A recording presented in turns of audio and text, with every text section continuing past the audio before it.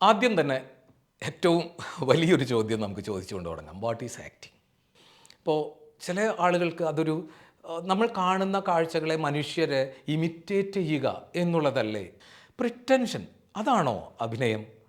അല്ലെങ്കിൽ ഒരുപാട് ഡയലോഗ്സിനെ ബൈഹാർട്ട് ചെയ്യാനുള്ളൊരു ശേഷിയാണോ അഭിനേതാവിനുണ്ടാവേണ്ടത്? അതാണോ അഭിനയം? അല്ലെങ്കിൽ വ്യത്യസ്തമായ ഇമോഷൻസ് നമ്മുടെ ഫേഷ്യൽ മസിലുകളിലേക്ക് അല്ലെങ്കിൽ കണ്ണുകളിലേക്ക് കൊണ്ടുവരാനുള്ള ആ കഴിവ്, അതാണോ അഭിനയം? Somewhere along the way we started thinking acting is pretending, imitating. നമ്മൾ സിനിമകൾ കാണാറുണ്ട്. അപ്പോൾ സിനിമകളിലെ കഥാപാത്രങ്ങളെ ആക്ടേഴ്സ് ചെയ്യുന്നത് കാണുമ്പോൾ നമ്മൾ അതിനെ അനുകരിക്കാൻ തുടങ്ങി. യഥാർത്ഥത്തിൽ ആക്ടേഴ്സ് എന്താണ് ചെയ്തിട്ടുള്ളത്? ആ കഥാപാത്രത്തിൻ്റെ സാങ്കല്പികമായ സാഹചര്യത്തെ അവർ കൺസീവ് ചെയ്ത രീതിയിലേക്ക് കൊണ്ടുവരിക എന്നുള്ളതാണ് ആ ആക്ടേഴ്സ് ചെയ്തിട്ടുള്ളത്. പക്ഷെ നമ്മൾ എന്താ ചെയ്തത്?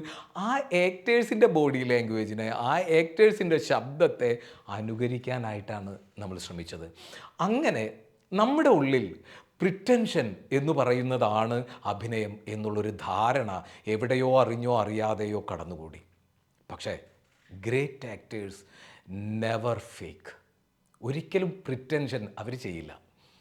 നോക്കൂ, മമ്മൂട്ടി, മോഹൻലാൽ, അല്ലെങ്കിൽ നസറുദ്ദീൻ ഷാ, അൽപാച്ചിനോ, KPIC ലളിത, ഉർവശി, ശോഭന, എണ്ണിയാൽ ഒടുങ്ങാത്ത ഗ്രേറ്റ് ആക്ടേഴ്സ് ഉള്ള കണ്ട മനുഷ്യരാണ് നമ്മളെല്ലാം.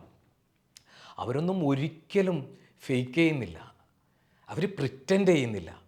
അപ്പോൾ ആരെങ്കിലും മെറിൽ സ്ട്രീപ്പ് അഭിനയിച്ചത് കാണുമ്പോൾ ഓക്കെ, ആ മോഡുലേഷൻ കൊള്ളാം എന്ന് മാത്രമായിട്ട് പറയുമോ?